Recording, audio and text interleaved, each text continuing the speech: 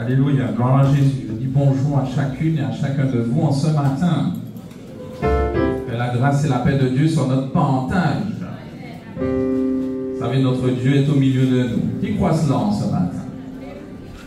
Notre Dieu est au milieu de nous. Et vous savez, si nous croyons que Dieu est au milieu de nous, nous savons qu'il va se passer quelque chose. Amen. Alors, quand je dis qu'il va se passer quelque chose, des fois on voit bénédiction matérielle, tout ça, mais rien que sa présence, c'est déjà une bénédiction pour nous. Amen. Amen. Eh bien, on va se tenir debout et puis on va remettre ce moment entre les mains de notre Seigneur et Sauveur Jésus-Christ.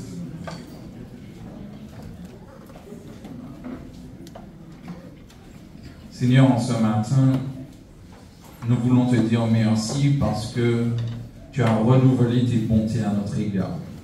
Nous avons le mouvement, nous avons l'être, nous avons la respiration, Seigneur mon Dieu. Et pour cela, nous voulons te dire merci.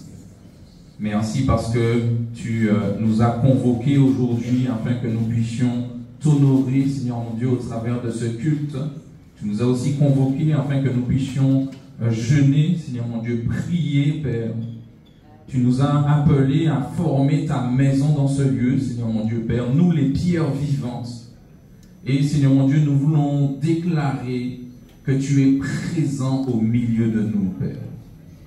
C'est vrai, Seigneur mon Dieu, nous savons qu'il y a des oppositions, mais nous saisissons le nom de Jésus-Christ de Nazareth. Nous les ordonnons de quitter ce lieu. Nous ordonnons à toute opposition, à tout esprit méchant, à tout esprit trompeur, d'être anéantis dans ce lieu. Et nous les chassons dans les lieux arides. Nous proclamons ta royauté dans ce lieu. Nous proclamons ta seigneurie dans ce lieu. Tu es roi et seigneur dans ce lieu. Et nous voulons t'élever. Nous voulons t'honorer. Nous voulons, Seigneur mon Dieu, que tu sois la seule personne que nous puissions voir, que nous puissions adorer en ce matin. Merci pour ton Saint-Esprit, Seigneur mon Dieu, le consolateur que tu nous as donné. Que, Seigneur mon Dieu, il puisse nous guider encore ce matin. Qu'il puisse prendre toute la place. Merci, Père, pour bien ton serviteur, Seigneur mon Dieu, qui va apporter ta parole. Merci pour le groupe de louanges, Seigneur mon Dieu. Tu te saisis de chacun d'eux. Merci pour chaque membre de ton peuple. Je crois que tu peux te saisir de chacun de nous, afin, Seigneur mon Dieu, que nous puissions t'offrir un culte qui te soit agréable. Seigneur, tu as connu nos vies, tu connais nos pensées, tu connais tout ce qui se passe à l'intérieur de nous. Et nous voulons te demander pardon. Pardon là où nous avons murmuré. Pardon, Seigneur mon Dieu, là où, Seigneur mon Dieu, nous avons blessé. Pardon, Seigneur mon Dieu, là où nous ne sommes pas humiliés. Pardon, Seigneur mon Dieu, Père, quand nous n'avons pas fait ta volonté. Nous savons, Seigneur mon Dieu, que le pardon se trouve près de toi, afin que l'on te craigne. Alors nous voulons venir dans ta présence avec crainte et tremblement, mais sachant, Seigneur mon Dieu, que tu es notre sauveur, que tu es notre rédempteur et que tu as compassion de nous. Alors nous te disons un grand merci, un grand alléluia. Père, je veux aussi te prier pour ceux qui sont encore sur la route, que tu daignes les garder, les protéger, et nous sommes devant toi. Alors Seigneur, parle-nous au nom de Jésus. Amen. Vous pouvez vous asseoir dans sa présence. Et je vais vous inviter à ouvrir la parole de Dieu dans le livre de Joël. Alors c'est vrai, en ce matin, nous rendons un culte à notre Seigneur et Sauveur. Mais, eh bien, notre pasteur Hugo a reçu le fait qu'aujourd'hui nous soyons en jeûne et prière. Il a fait une convocation solennelle pour que nous puissions jeûner et prier. Et vous savez, des fois, quand on entend jeûne et prière, on veut un thème, on veut une thématique, mais vous savez, rien que le fait de se rapprocher de Dieu, c'est une thématique. Et dans Joël, le chapitre 2 et le verset 12, Joël, chapitre 2 et le verset 12, donc Joël, c'est un prophète, donc il portait la parole de l'Éternel. Et Joël, au chapitre 2, verset 12, il dit « Maintenant encore ». Est-ce que tu peux dire ça? Maintenant encore. Alors, redis avec moi. Maintenant encore. Dit l'Éternel, revenez à moi de tout votre cœur, avec des jeûnes, avec des pleurs et des lamentations. Et ensuite, il va dire, déchirez vos cœurs et non vos vêtements. Pourquoi il va dire ça? Parce que il y avait une coutume quand on se rapprochait de Dieu, quand on voulait montrer qu'on jeûnait, montrer qu'on s'humiliait, on déchirait les vêtements. Alors, ce matin, on ne va pas déchirer nos vêtements, hein, mais nous allons déchirer nos cœurs. Et quand on dit déchirer son cœur, c'est-à-dire qu'on va ouvrir son cœur à Dieu. Alléluia, on va lui dire eh bien, les choses qui sont dans nos cœurs. Et c'est ça le jeûne, c'est se rapprocher de Dieu et puis lui dire ce qu'il y a dans nos cœurs. Amen. Amen. Et certainement, il y a des cœurs qui doivent être déchirés en ce matin. Certainement, il y a des personnes qui doivent revenir à Dieu en ce matin. Et c'est pour cela que eh bien, nous allons commencer à prier, puis nous allons revenir à Dieu, revenir à notre Dieu, revenir à notre premier amour. Certainement, il y avait ce premier amour, puis cette flamme a commencé à s'éteindre. Nous allons revenir à notre premier amour. Alléluia. Gloire à Jésus. Eh bien, on va prier, prendre ce moment de prière avant de louer et d'adorer notre Sauveur et Seigneur. Donc, je vous laisse la liberté de vous exprimer devant le trône de grâce. Amen, amen, amen. Alors, je ne suis pas Jésus. Nous allons laisser la place au groupe de louanges. Mais vous savez que le groupe de louanges, c'est nous tous ici. Nous sommes le groupe de louanges. C'est vrai qu'il y a des personnes qui vont nous guider. Mais le groupe de louanges, c'est nous tous. Bonjour mes bien-aimés. Vous allez bien? Je vois mon frère d'Espagne en doré. La vie sacrée. Gloire à Jésus. Quelle grâce d'être ici en ce matin, n'est-ce pas? Quelle grâce de venir louer et lever le nom de Jésus. Nous sommes qui? De Dieu. Vous n'avez pas d'identité? Nous sommes enfants de Dieu, hommes et femmes de Dieu, n'est-ce pas? Gloire à Jésus. Et quand tu vois la grandeur, la splendeur, la magnificence de Dieu est venue à toi. T'imagines quand tu vois une fourmi et que tu marches loin, tu t'écrases des râpets, tu vois l'autre qui passe, tu vois, tu l'écrases. Le Seigneur, le grand, est venu ramasser. Nous étions des râpets, on va dire. Il est venu nous ramasser, nous faire des personnes royales, les hommes et les femmes de Dieu. Imagine celui qui n'était pas noble et maintenant, par ce roi qui vient vers lui et lui fait devenir royauté. Vous êtes cela. Et en ce matin, quand vous êtes cela, et vous êtes reconnaissant de cela, nous allons élever le grand roi. Celui qui, c'est pas un statuette, c'est pas un monument, mais c'est quelqu'un de vivant. Il est présent au milieu de nous en ce matin. Parce qu'il a dit, lorsque 2 ou 3 sont réunis en son nom, il est au milieu de nous. Donc c'est pour ça que je vous demande de vous tenir debout. Avec la joie, avec conviction. Et nous allons chanter ces chants que vous connaissez tous. Alléluia. Est-ce que vous êtes joyeux ce matin? Joyeux.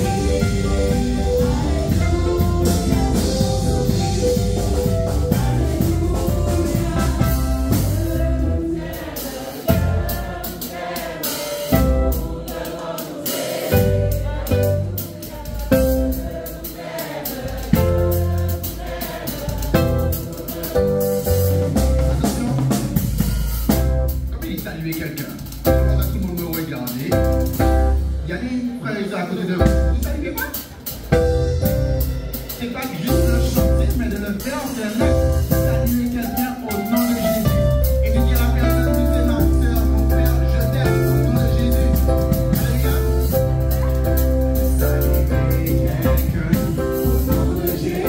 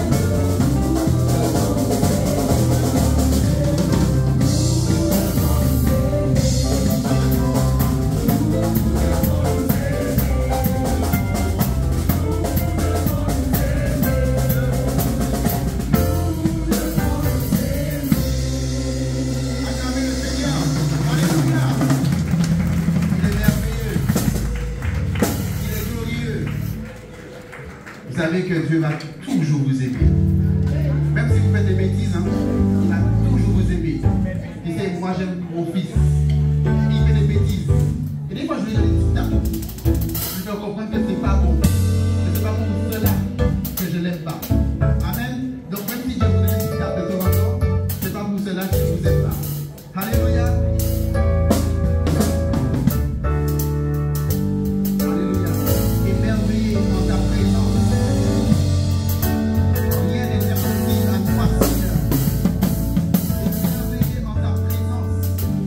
Ta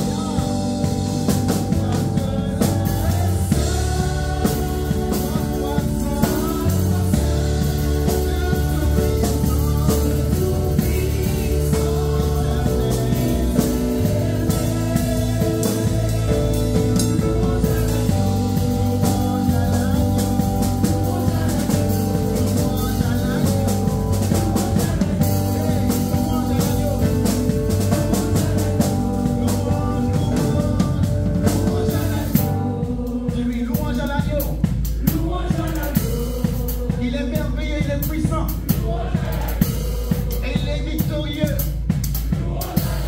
Il est précieux, notre Dieu. De tous nos cœurs, louange. Louange à l'agneau.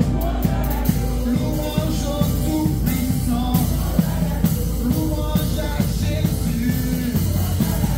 Louange à Jésus. À l'agneau immolé. Le ressuscité. Louange à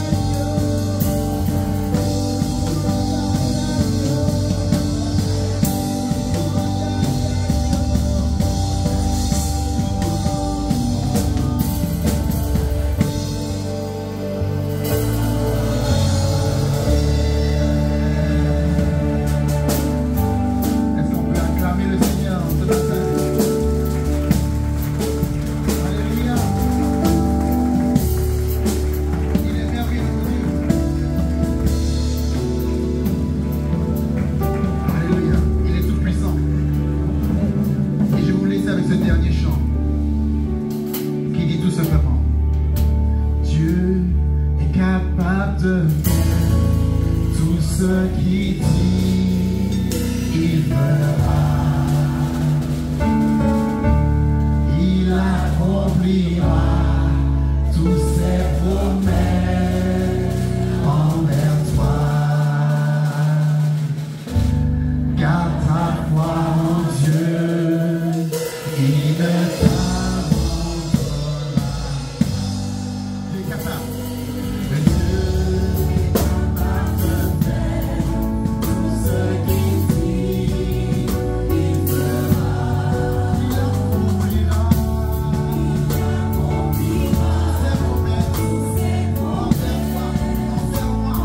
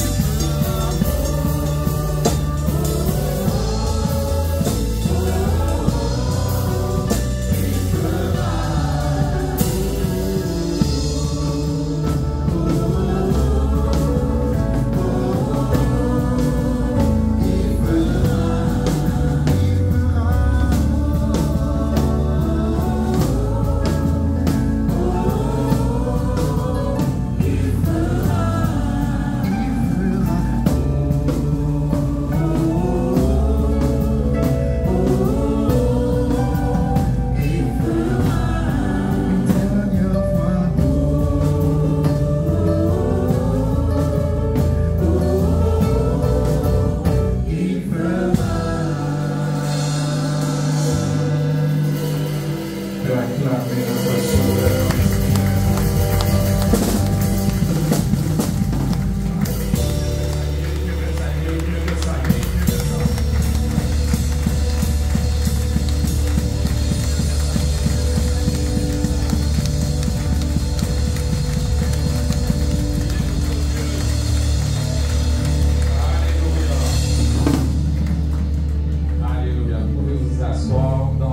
Présence,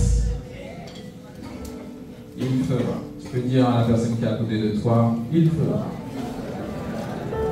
Il fera. Dis-lui avec plus de conviction. Dis-lui avec plus de conviction.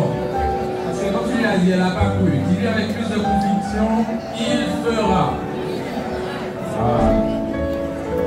Ah, Jésus. Merci Seigneur Jésus. Et nous allons passer à ce moment. Nous allons écouter ce que Dieu a à nous dire. Je vais appeler le serviteur de Dieu, le Père Dian. Il va nous porter cette parole. Alléluia. Alléluia, bonjour à tous. Bonjour à mes bien-aimés qui sont sur Zoom. Le Seigneur nous bénisse ensemble. La pizza, c'est la frère Yann. Dieu. Merci.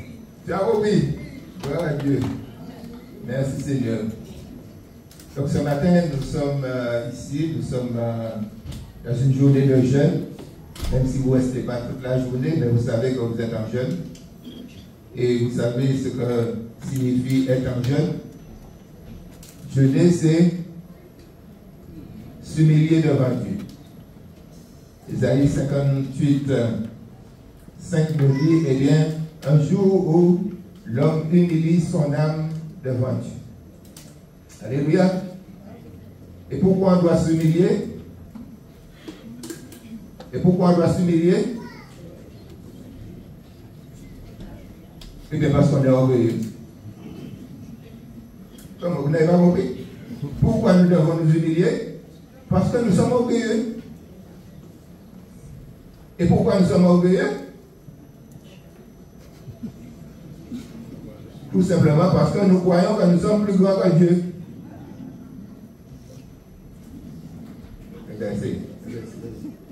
Alors nous allons lire ensemble. Ensemble, nous lisons. Le ciel et la terre passeront, et mes paroles ne passeront point. Qui a dit ça? Jésus. Jésus. Alors on reprend. Qu'est-ce que Jésus a dit? Le ciel et la terre passeront, et mes paroles ne passeront point. Jésus qui a dit ça. Ce n'est pas le frère Yann. Jésus a dit, le ciel et la terre passeront, mais mes paroles ne passeront. Et vous savez qu'on a tendance aujourd'hui à croire que les paroles de Dieu, eh bien, passent. Tout simplement parce que on aime la nouveauté. On aime la nouveauté. Et comme on aime la nouveauté, alors on croit qu'on peut changer la parole de Dieu.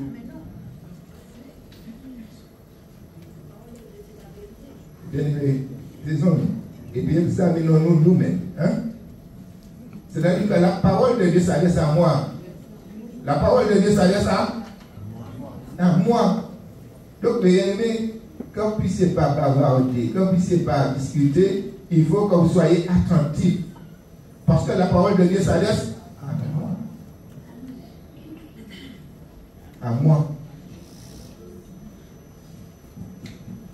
Parce que souvent, on n'arrive pas à saisir ce que Dieu veut nous dire, parce que pendant que le serviteur de Dieu parle, on parle aussi.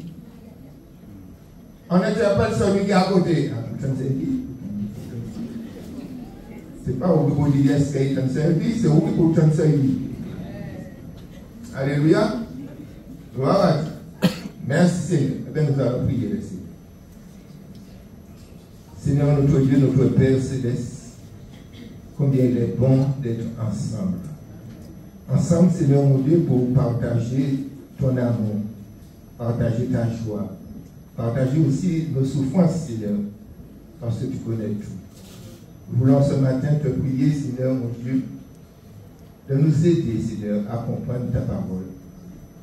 et aussi de nous permettre, Seigneur mon Dieu, de la mettre en pratique.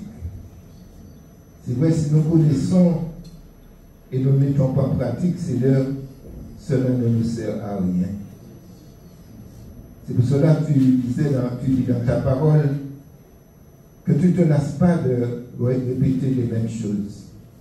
Et pour nous, c'est salutaire. Seigneur, aide-nous. Par ton Saint-Esprit, viens encore ce matin ouvrir notre attendement spirituel pour que nous puissions saisir, Seigneur.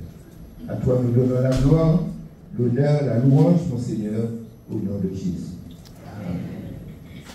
J'aimerais vous inviter à prendre la parole de Dieu dans le livre de la Genèse.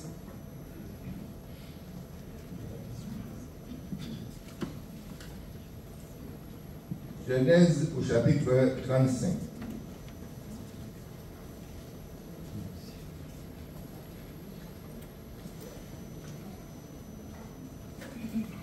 Nous allons lire du verset 1er au verset 7.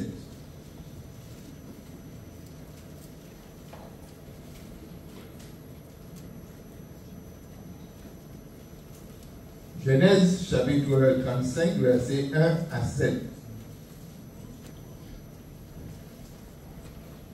Dieu dit à Jacob, 2 points. Lève-toi, monte à Bethel et demeure-y. Là, tu dresseras un autel au Dieu qui t'a paru lorsque tu fuyais Ésaü, ton frère. Jacob dit à sa maison et à tous ceux qui étaient avec lui, ôtez les dieux étrangers qui sont au milieu de vous, purifiez-vous et changez de vêtements. Nous nous lèverons et nous monterons à Bethel. Là, je dresserai un autel au Dieu qui m'a exaucé dans le jour de ma détresse et qui a été avec moi pendant le voyage que j'ai fait. Ils donnèrent à Jacob tous les dieux étrangers qui étaient entre leurs mains et les anneaux qui étaient à leurs oreilles. Jacob les enfuit sur le Térébeth qui est près de Sichem. Ensuite, il partit. La terreur de Dieu se répandit sur les villes qui les entouraient et on ne poursuivit point les fils de Jacob. Jacob arriva, lui et tous ceux qui étaient avec lui, à Luz, qui est Bethel dans le pays de Canaan. Il bâtit là un autel et il appela ce lieu El Bethel, car c'est là que Dieu s'était révélé à lui lorsqu'il fuyait son frère. Amen. Amen. Amen. Alléluia. Alors je voudrais, mes bien-aimés, que nous soyons attentifs. Soyons attentifs. La parole de Dieu nous dit, Dieu dit à Jacob. Donc c'est Dieu qui parle à Jacob. Dieu dit à Jacob, lève-toi, monte à Bethel et demeure-y. Là, tu dresseras un autel au Dieu qui t'a paru lorsque tu fuyais Ésaü, ton frère. Dieu parle à Jacob et une fois que Dieu lui a parlé de Bethel, puisque Bethel veut dire maison de Dieu. Bethel veut dire maison de Dieu. Donc nous allons lire pour cela, nous allons lire Genèse 28, là où le Seigneur s'est révélé à Jacob. Genèse 28, à partir du verset 10, nous allons faire une lecture jusqu'au verset 22, pour nous montrer que Jacob, il est comme nous. C'est un homme qui a connu la grâce de Dieu.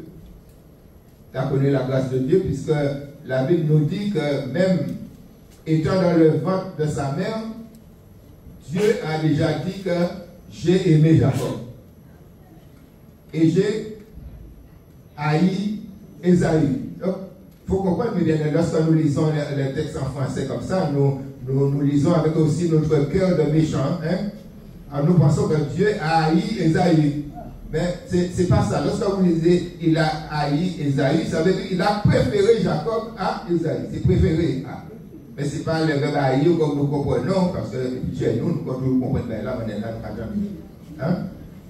Alors, il a préféré Jacob à Isaïe. Parce que Dieu savait déjà quelles étaient les dispositions du cœur de Jacob. Regardons au verset 10, ce qu'il nous dit dans Genèse 28. Il nous dit, Jacob partit de Beersheba et s'en alla à Charan. Il arriva dans un lieu où il passa la nuit, car le soleil était couché. Il y prit une pierre dont il fit son chevet, et il se coucha dans ce lieu-là. Il eut un songe, et voici une échelle était appuyée sur la terre, et son sommet touchait au ciel, et voici les anges de Dieu montaient et descendaient par cette échelle. Et voici l'Éternel se tenait au-dessus d'elle. Et il dit, je suis l'Éternel, le Dieu d'Abraham, ton père, et le Dieu d'Isaac. La terre sur laquelle tu es couché, je la donnerai à toi et à ta postérité. Ta postérité sera comme la poussière de la terre. Tu t'étendras à l'Occident et à l'Orient, au septentrion et au Midi, et toutes les familles de la terre seront bénies en toi. Je te garderai, il dit, seront bénis en toi et en ta postérité. Voici, je suis avec toi. Donc, écoutez, voici, je suis avec toi. Je te garderai partout où tu iras. Je te ramènerai dans ce pays, car je ne t'abandonnerai point, que je n'ai exécuté ce que je te dis. Jacob s'éveilla de son sommeil et il dit, certainement, l'Éternel est en ce lieu et moi, je ne le savais pas. Il eut peur et dit que ce lieu est redoutable. C'est ici la maison de Dieu.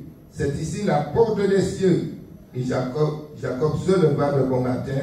Il prit la pierre dont il avait fait son chevet. Il la dressa au monument. Il versa de l'huile sur son sommet. Et il donna à ce lieu le nom de Bethel. Mais la ville s'appelait auparavant Luz. Jacob fit un vœu en disant, si Dieu est avec moi et me garde pendant ce voyage que je fais, s'il me donne du pain à manger et des habits pour me vêtir, et si je retourne en paix à la maison de mon père, alors l'Éternel sera mon Dieu. Cette pierre que j'ai dressée pour monument sera la maison de Dieu, et je te donnerai la dîme de tout ce que tu me donneras. Amen. Nous voyons que Dieu se révèle à Jacob. Dieu se révèle à Jacob. Et Jacob n'a pas encore tout à fait la connaissance de Dieu. Dieu lui parle. Dieu se révèle à lui par grâce. Et quand fait Jacob, eh bien, Dieu lui parle et Dieu lui dit, voilà, je te donne, voilà, je serai avec toi, je t'abandonnerai, je te donne. Et Jacob parle à Dieu avec un si. Et c'est comme ça, nous aussi, nous sommes des bien-aimés. Dieu nous a déjà dit tout. Dieu nous a déjà dit qu'il est avec nous tous les jours jusqu'à la fin du monde. Dieu nous a déjà dit que je ne t'abandonnerai point, je ne te laisserai point. Mais souvent, nous allons vers Dieu avec un si. Hein? Si. Alors que le bien-aimé, Dieu n'est pas de cette affaire de si. Hein? Et là, nous voyons que Jacob, il parle de Dieu, de pain, mais bien aimé, Dieu n'est pas dans ça. C'est non quand on mange, pas de laisser pas moins pain, sous pas moins. Il a dit, je t'abandonnerai point, je te délaisserai point. Donc ce n'est pas la peine d'aller avec Dieu, avec les bien-aimés, comme nous faisons souvent avec un chantage, nous disant à Dieu, si tu fais, je fais, si tu ne fais pas, je fais. Si on n'a pas encore connu Dieu, on est comme Jacob. Et la Bible nous dit, Jacob donna à ce lieu le nom de Bethel, la maison de Dieu, parce qu'il dit là, Dieu s'est révélé à moi, c'est là que Dieu s'est révélé à mon cœur, donc c'est la maison de Dieu. Et il a vu cette échelle, bien-aimé, cette échelle qui symbolise bien la personne de Jésus-Christ. Cette échelle symbolise la personne de Jésus-Christ. Jésus-Christ est descendu, mes bien-aimés. Jésus-Christ est descendu. Jésus-Christ a marché sur cette terre. Jésus-Christ a travaillé sur cette terre. Vous savez qu'il a été charpentier. Mais oui, parce qu'aujourd'hui, on croit qu'on ne doit rien faire. Hein? On ne doit rien faire. Je sais, Seigneur. Hein? Jésus a marché sur cette terre. Jésus a travaillé sur cette terre. Jésus est mort sur cette terre. Amen. Il est mort sur cette terre. Mais pourquoi? Pour nous mettre en relation avec le Père. Pour rétablir la communion que nous avions perdue avec le Père. Cette échelle-là, et c'est ce qu'on retrouve dans, je crois c'est dans Jean au chapitre 1er, Jean au chapitre 1er, au verset 52-53, où il nous a parlé de Jésus qui disait à Nathanaël, eh bien, vous verrez aussi les anges de Dieu monter et descendre sur le Fils de l'homme. Oui. En vérité, vous verrez désormais le ciel ouvert et les anges de Dieu monter et descendre sur le Fils de l'homme. Ça veut dire que Jésus, c'est lui l'échelle. C'est lui qui nous a mis en relation maintenant avec Dieu le Père. Alléluia. Ce que je voudrais vous faire comprendre, et nous retournons à Genèse 25. Regardez, Jacob était là. Jacob était là à Sichem. Jacob il n'avait pas de problème là à Sichem. Il n'avait pas de problème. Selon lui, il n'avait pas de problème. Mais une fois que le Seigneur lui a dit,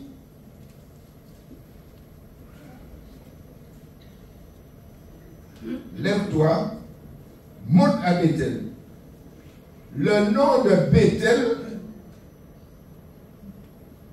a provoqué quelque chose dans le cœur de Jacob.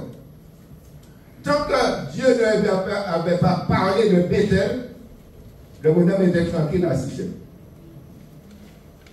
Le bonhomme était là, certainement, il pouvait parler de Dieu, il pouvait servir Dieu à Sichem, mais regardez au milieu de quoi? Une fois qu'on lui a parlé de Sichem, qu'est-ce qu'il dit? Jacob dit à sa maison,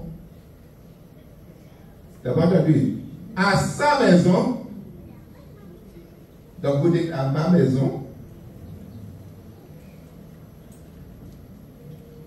il dit à sa maison et à tous ceux qui étaient avec lui, ôtez les dieux étrangers qui sont au milieu de vous. La notion de Bethel, maison de Dieu, a ouvert en quelque sorte les yeux de Jacob pour qu'il puisse voir et bien qu'il est en train de servir Dieu au milieu de dieux étrangers. Et aussi au milieu d'impureté. Parce qu'il dit purifiez-vous. Lorsqu'on dit purifiez-vous, ça veut dire enlever les impuretés. Et là, nous voyons que Jacob, eh bien, lorsqu'il dit cela, eh bien, la Bible nous dit, il parle il dit, nous lèverons et nous monterons à Bethel, et là, je dresserai un autel au Dieu qui m'a exaucé dans le jour de ma détresse et qui a été avec moi pendant le voyage que j'ai fait. Et nous voyons que le peuple qui était avec lui, la Bible nous dit, il donnait à Jacob tous les dieux étrangers qui étaient entre leurs mains.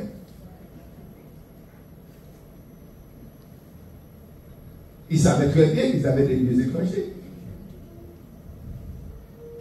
Ils savaient très bien qu'ils avaient des dieux étrangers. Ça veut dire qu'ils servaient Dieu au milieu de l'idolâtrie. Comme aujourd'hui, nous pouvons servir Dieu à Sichem, nous pouvons servir Dieu au milieu de l'idolâtrie et au milieu aussi des impuretés.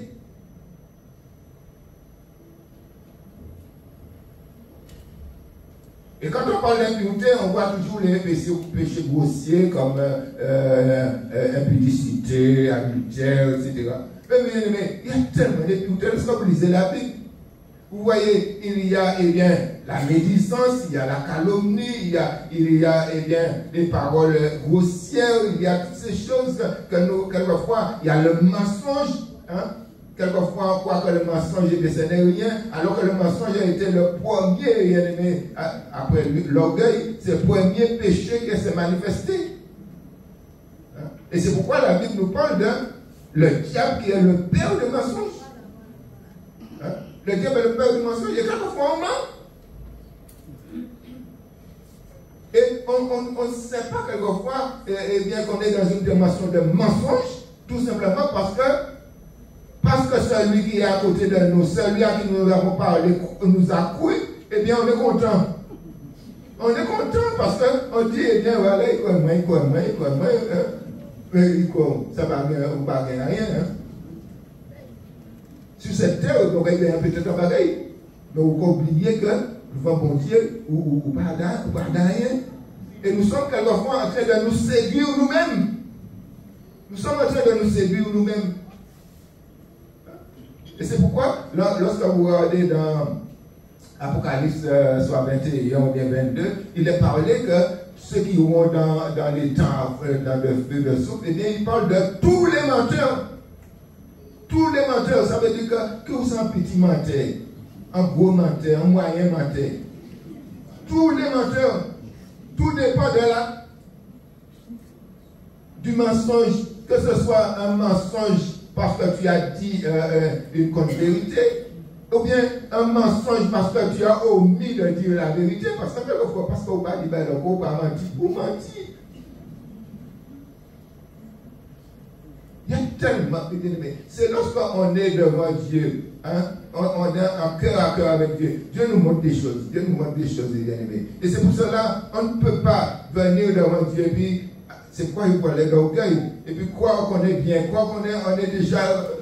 Le Seigneur nous montre, bien aimés. Le Seigneur nous montre, il met l'accent là où ça doit faire mal. Il met l'accent là où ça doit faire mal. Et lorsqu'on a parlé à Jacob de Bethel, et bien Jacob a vu les dieux étrangers. Souvenez-vous que Rachel, sa femme, lorsque Rachel est partie chez Laban, son père, Rachel avait volé les dieux étrangers de son papa. Et lorsque Laban les a poursuivis, Laban a cherché ces dieux, il n'a pas trouvé. Il a fouillé la tante de Léa, la tante de Rachel n'a pas trouvé. Et quand il est arrivé, Rachel lui dit, excuse-moi papa, excuse-moi, hein, je ne peux pas me lever devant toi, parce qu'elle avait mis ça sous ses fesses, hein? Je ne peux pas me lever devant toi, parce que tu sais, hein, j'ai ce que les femmes ont d'ordinaire, hein? Vous savez quoi? Hein? Mais c'était pas vrai, c'était encore un mensonge. C'était encore un mensonge. Donc elle a amené toutes ces idoles avec elle. Et c'est là nous voyons que lorsqu'on a entendu le nom de Bethel, maison de Dieu, eh bien là tout de suite, il y a quelque chose qui s'est passé dans le cœur. Jacob a dit, ôtez les évangiles. Purifiez-vous. Purifiez-vous. Parce que la maison de Dieu, elle est sainte. La maison de Dieu est sainte. Alléluia. La Bible nous dit, donc c'est le psaume 93, verset 5, la sainteté convient à ta maison. La sainteté convient à ta maison. Où est la maison de Dieu? Où est la maison de Dieu? C'est moi. C'est toi. Ça veut dire qu'il y a la maison de Dieu individuellement, puisque nous savons que nous sommes le temple du Saint-Esprit. Mais lorsque nous sommes ensemble, nous formons aussi la maison de Dieu. Et quand je dis nous sommes ensemble, ce n'est pas lorsque nous sommes réunis. C'est-à-dire, quel que soit là où tu es avec moi à la maison de Dieu. Celui qui n'est pas en Martinique, qui est enfant de Dieu, il fait avec moi aussi constituer avec moi la maison de Dieu. Parce que souvent, nous avons tendance à restreindre les choses. Nous ne voyons pas plus loin. Il faut comprendre que la maison de Dieu est constitué de pierres vivantes. Nous sommes des pierres vivantes. Et nous sommes, la Bible nous dit, une habitation de Dieu en esprit. En esprit. Et lorsqu'on entend la maison de Dieu, on doit dire, la maison de Dieu est sainte. La maison de Dieu est sainte. Et l'idole, bien aimé, quelquefois on regarde à l'idole, on dit, bon, moi je n'ai pas d'idole chez moi, j'ai pas d'idole, j'ai pas... Mais il faut comprendre une chose, le Seigneur nous dit que l'idole aujourd'hui, ce n'est pas ce qu'on appelait idole dans l'ancienne alliance. Dans l'ancienne alliance, l'idole c'était quelque chose, c'était une figurine, c'était un objet, c'était... Mais la Bible nous dit aujourd'hui, l'idole est dans notre cœur. Ézéchiel 14:3 dit, mon peuple, il porte son idole dans son cœur. Ça veut dire que ce n'est pas l'objet en lui-même, mais c'est le regard que nous portons à cet objet. C'est le regard que nous avons, c'est l'affection que nous portons à cet objet. Et pendant que j'étais en train de préparer cela, le Seigneur m'a montré que bien souvent, vous pouvez avoir une plante chez vous et cette plante est une idole. Pourquoi? Parce que je connais deux hommes. Deux hommes, ils ont une plante devant leur maison et puis ils me disent que ces plantes-là, c'est pour protéger leur maison. Et ils me disent, quand nous avons ça,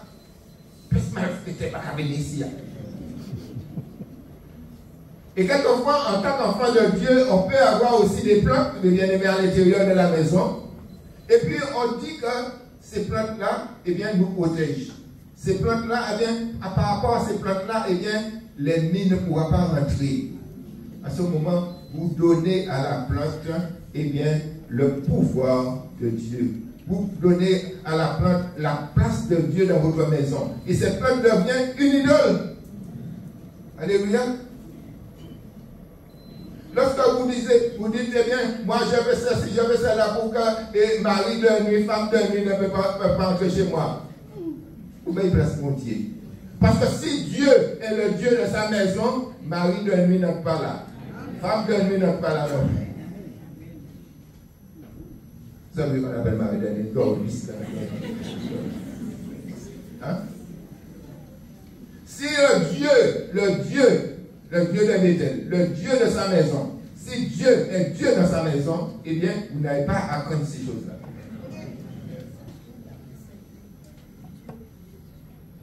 Pourquoi aujourd'hui il y a tant d'enfants de Dieu qui ne vivent pas cette réalité, cette liberté, parce qu'ils vivent dans la peur, ils vivent dans la crainte, ils vivent dans toutes ces choses-là, tout simplement parce que Dieu n'est pas le Dieu de la maison. Dieu n'est pas le Dieu de la maison. Et quand Dieu n'est pas le Dieu de la maison, ça veut dire qu'on sert Dieu, mais on sert Dieu avec un mélange. Un mélange de ce qui est saint, un mélange de ce qui est impur, un mélange de tout, on est un mélange, on est dans un mélange. Il faut comprendre que dès qu'il y a un mélange, Dieu n'est pas là. Je répète, quand il y a un mélange, Dieu n'est pas là. Quand il y a un mélange, il n'y a que la religion. Et il n'y a pas Dieu. Et c'est pour cela, vous voyez, quelquefois, eh bien, pour qu'on puisse croire que Dieu est là, eh bien, on va essayer de faire de toutes sortes de choses, on va essayer de créer une atmosphère, on va essayer de créer une onction qui quelquefois est une onction diabolique, hein, parce qu'on veut croire que Dieu est là, et alors que Dieu n'est pas là. Hein? La Bible nous dit que Dieu, il est saint. Il est saint. Il est saint. Dans 1 Thessaloniciens 4, au verset 3, il nous a dit, ce que Dieu veut, tu peux mettre moi s'il te plaît, ce que Dieu veut, c'est votre sanctification. C'est que vous vous absteniez de l'impudicité, continuez mon frère. C'est que chacun sache posséder son corps dans la sainteté et l'honnêteté, sans vous livrer à une convoitise passionnée comme font les païens qui ne connaissent pas Dieu. C'est que personne n'use envers son frère de faute, de cupidité dans les affaires, parce que le Seigneur tire vengeance de toutes ces choses, comme nous l'avons dit et attesté. Continuez.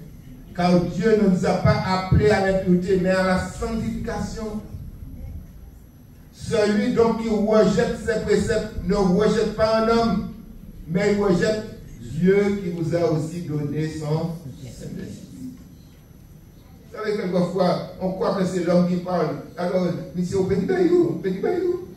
Et quelquefois, nous-mêmes, en tant que serviteurs de Dieu qui prêchent la parole de Dieu, nous juste prêcher parole là, nous juste quand je dis excusez-moi, non, mais bien aimé, excusez-moi si je dis ça. Pas pour perdre, pas pour dire excusez-moi, mais dis pas au Dieu, sous les mains, sous les papas. Excusez-moi. Non, mais maintenant, on a peur de dire la vérité. On a peur de dire aux gens qu'il faut se repentir. On a peur de dire le mot péché. Hein? On a peur de dire ça. Ah, mais bien aimé, je ne peux pas vous culpabiliser, mais moi, ça culpabiliser comme avant. Le monde a préparé par là. Mon Dieu, ça n'a pas culpabilité. Mais comme ça, vous pouvez répondre comme je ne vais pas culpabiliser encore.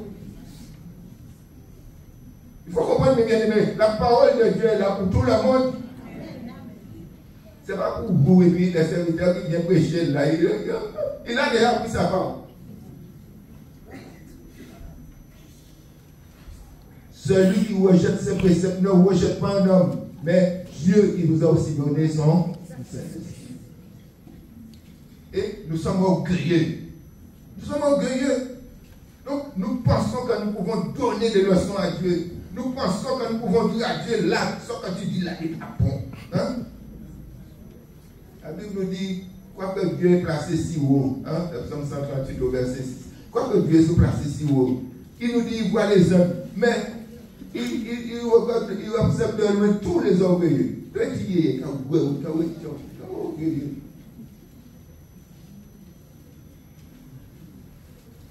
orgueilleux.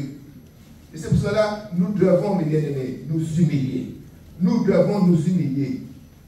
Et quand je dis nous devons nous humilier, pas un monde qui peut dire je ne viens pas vous humilier.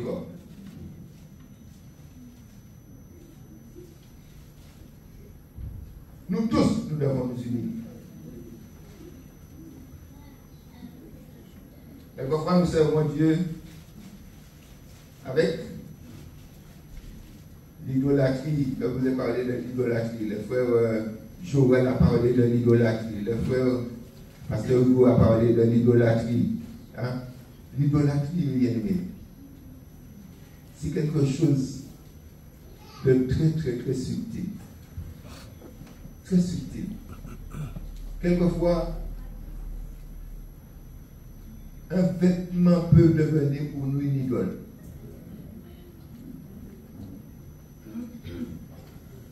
Une maison peut être pour nous une idole.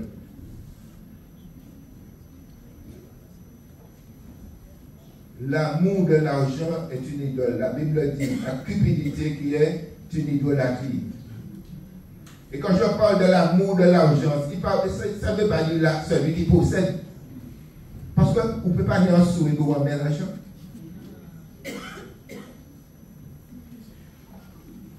Et quelquefois, on voit ça dans les familles, on voit ça dans les couples. Hein? Du moment où tu crois dans un couple, tu as dit 50-50. Ça, c'est qui ça? Non, je vais poser la question. Ça, c'est qui ça? 50-50, c'est qui ça?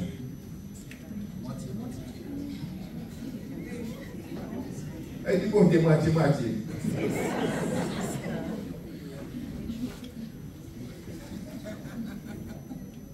Dans un couple, ça ne doit pas exister.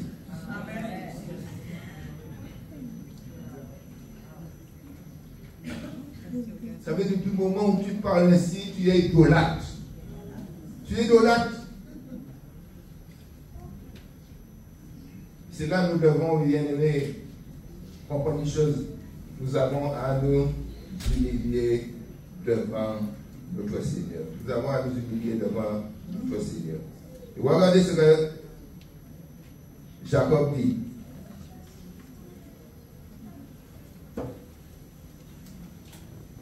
Alors il nous a dit au verset 4, il donnait à Jacob tous les dieux étrangers qui étaient entre leurs mains et les anneaux qui étaient à leurs oreilles. Il nous dit Jacob les enfuit sous le térébinthe qui est près de Sichem.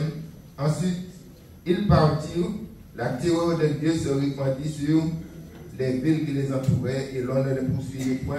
Et nous dit Jacob arriva, lui et tous ceux qui étaient avec lui, à Luz qui est Bethel, dans le pays de Canaan. Il bâtit là un hôtel et il appela ce Dieu El Bethel, le Dieu de sa maison.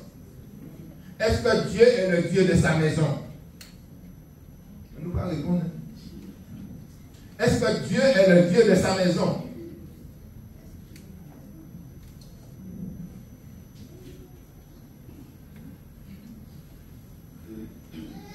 Parce que si Dieu est le Dieu de sa maison, c'est Dieu qui dirige sa maison. C'est Dieu qui donne des ordres à sa maison. Et quand Dieu parle, qu'est-ce qu'on fait? On obéit. Le ciel et la terre passeront, mais mes paroles ne passeront pas. Il a donné des ordres. Dieu a donné sa parole. Aujourd'hui, qu'est-ce qu'on fait? On met la parole de Dieu de côté. Et c'est pourquoi je dis qu'on a besoin de s'humilier. Un jour, l'homme humilie son âme. Parce que l'âme, comme on parle l'âme dit c'est moi. L'âme dit c'est, eh bien, je pense comme ça. L'âme dit, eh bien, je ressens que c'est comme ça. Alors que le Seigneur dit, moi j'ai dit. Ma parole dit. Vous voyez, même quand Jésus était dans le désert, il est tenté par Satan le diable. Jésus dit, il est écrit. Il est écrit. Il pourrait dire, eh bien moi, Satan, tu ne sais pas qui je suis. Hein? Tu ne sais pas qui je suis. Eh bien, je vais te montrer. Eh bien, tout de suite, je dis à cette pierre-là, viens. Change-toi en pain.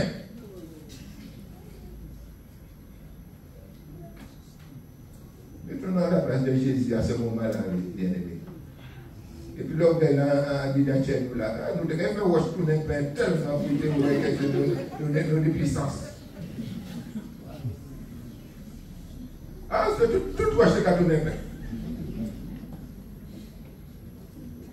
Mais Jésus n'avait pas d'ordre à recevoir de Satan et son Père. Alléluia. Alléluia. Comprenons une chose, les bien-aimés.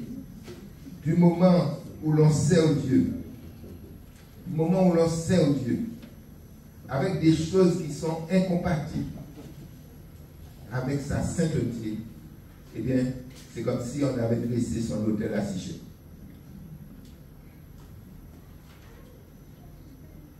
Du moment où il y a des choses qui sont incompatibles à la sainteté de Dieu, on n'est pas là.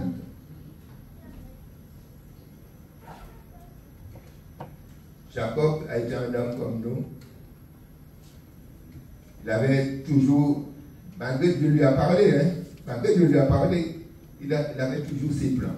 Il avait toujours ses plans. Ah, je vais faire comme ça, je vais faire comme ça, je vais faire comme ça. Hein?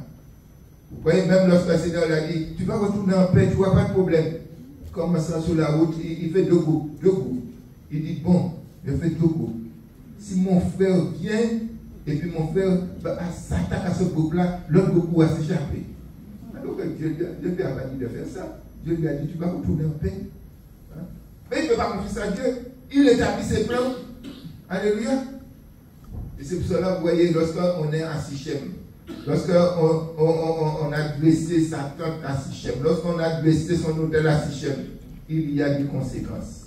Il y a des conséquences. Et parce que, mes bien-aimés, nous ne sommes pas, lorsque nous ne sommes pas dans le plan de Dieu, lorsque nous servons Dieu avec un mélange de ce qui est de Dieu et ce qui n'est pas de Dieu, il y a des conséquences aussi sur notre famille, sur nos enfants.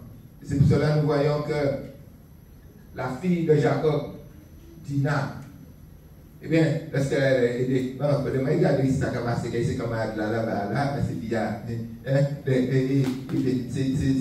le monde qui a là, cette femme, il y a aller dans le souk, il y a visiter, c'est ça que ça fait aussi chez nos enfants. Hein? Oui. Regardez dans la Genèse 34. Nous n'avons pas loin. Genèse 34. Dina, la fille de Léa, la fille que Léa avait enfantée à Jacob, sortit pour voir les filles du pays. Elle sortit pour voir les filles du pays. Hello. Ah oui. Oui.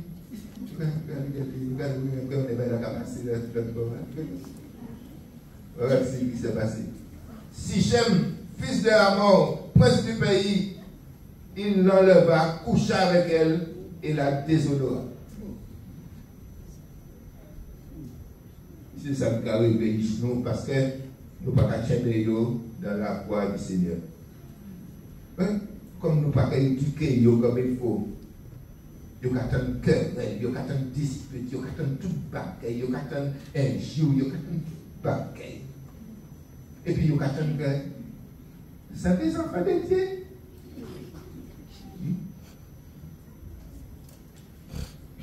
Mais qu'est-ce qui s'est passé? Nous avons bifurqué, nous avons allé vers le monde. Nous avons allé vers le monde. Nous avons allé vers le monde et nous déshonorer. Nous déshonorer. Et puis après, on dit, Seigneur, qu'est-ce que je fais, Seigneur? Qu'est-ce que je fais?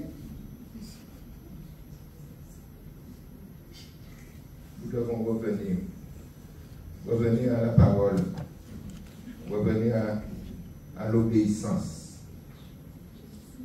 Bien-aimés, lorsque Dieu voit l'impureté en nous, lorsque Dieu voit le péché au milieu de nous, Dieu se détourne. Il se détourne. Mais son amour est toujours là parce qu'il nous parle, il nous dit, retourne, reviens. Le frère Samuel nous a appelé ce matin, Joël 2. Le Seigneur dit, revenez à moi. Revenez à moi. La présence de Dieu, bien-aimé, nous procure la paix. La présence de Dieu nous procure la joie. La présence de Dieu nous permet aussi d'entrer dans les promesses de Dieu. Mais lorsque le Seigneur trouve qu'il y a un mélange, le Seigneur n'est plus là. Et à ce moment, on ne peut que récolter les fruits amers de notre conduite, le fruit amer de notre comportement. C'est pour cela ce matin, le Seigneur nous appelle à revenir à la maison. Revenir à la maison pour que Dieu soit le Dieu de sa maison. Et si Dieu est le Dieu de sa maison, eh bien, on ne va pas essayer de créer quelque ambiance, mais les choses se feront tout naturellement. Les choses se feront tout naturellement parce que Dieu sera le Dieu de sa maison. Et quand je dis Dieu sera le Dieu de sa maison, Dieu sera le Dieu de mon cœur, Dieu sera le Dieu de ton cœur, Dieu sera le Dieu de nos cœurs et Dieu sera le Dieu de l'Église. Alléluia. Nous allons nous examiner chacun pour sa part. Chacun pour sa part. N'essayons pas de regarder à la vie de l'autre. C'est ma propre vie. Je sais tout ce qui va pas chez toi. Tu n'as pas besoin de me le dire, je le sais.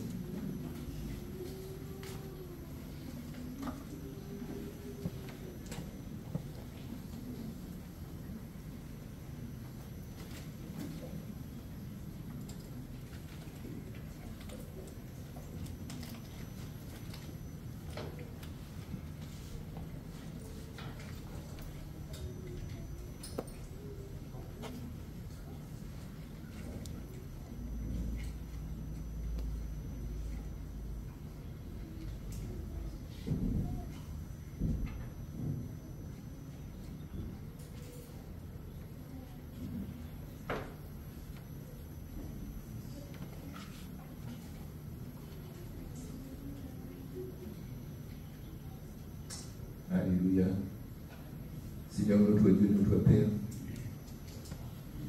ce matin tu es là.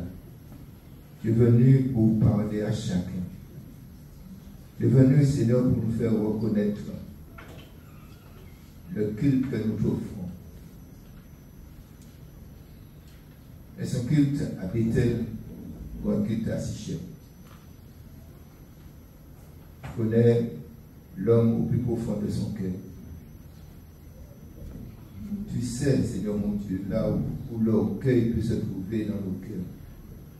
Tu sais là où, Seigneur mon Dieu, la méchanceté, le mal, Seigneur, toutes ces choses qui sont en abomination à tes yeux peuvent se trouver dans nos cœurs. Tu sais là où le mensonge, Seigneur, se trouve dans nos cœurs. Tu sais là où la cupidité, Seigneur, peut se retrouver aussi dans nos cœurs. Il y en a tellement, Seigneur mon Dieu, de choses que nous ne pouvons pas les énumérer. Mais toi, Seigneur mon Dieu, tu es tout puissant pour faire jaillir cela dans nos cœurs par la puissance du Saint-Esprit. Que nous puissions les reconnaître, Seigneur, les confesser, les abandonner, Père, que tu sois le maître de ta maison. Que tu viennes ce matin, Seigneur, et rétablir ton autorité. Tu me connais mieux que quiconque. Tu connais mon frère, tu connais ma soeur, Seigneur. Tu sais dans quelle position tu nous avais placés. Et tu nous dis de nous souvenir d'où nous sommes tombés. De quelle position étais-je, Seigneur, et aujourd'hui, dans quelle position je me retrouve?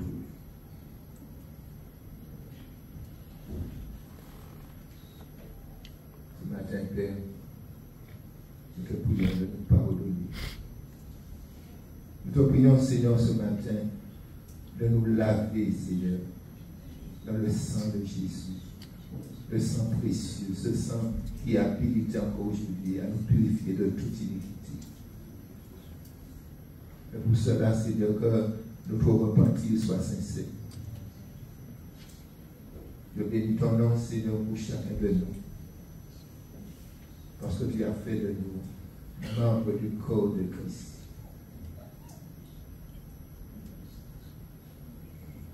La sainteté convient à ta maison. Seigneur, nous te disons merci.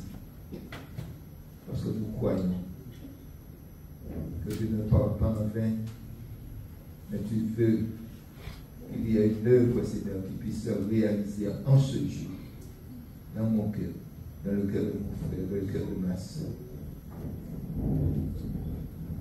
Tu nous dis, ne touchez pas ce qui est impur, et je vous accueillerai. Je serai pour vous un père, vous serez pour moi des fils et des filles. Nous savons qu'il n'y a pas, Seigneur, de rapport entre les ténèbres et la lumière. Ô Père Saint, ne permets pas que nous puissions nous séduire nous-mêmes. Et donne-nous, Seigneur, vraiment, à rentrer en nous-mêmes, à nous examiner à travers de ta lumière, ta parole qui est la lumière, que nous puissions revenir, Seigneur. Sois béni, sois loué, glorifié, sois magnifié, exalté, Père, au nom de Jésus. Alléluia. Merci, Seigneur. Si la parole est dure, je ne vais pas même vous dire, excusez-moi.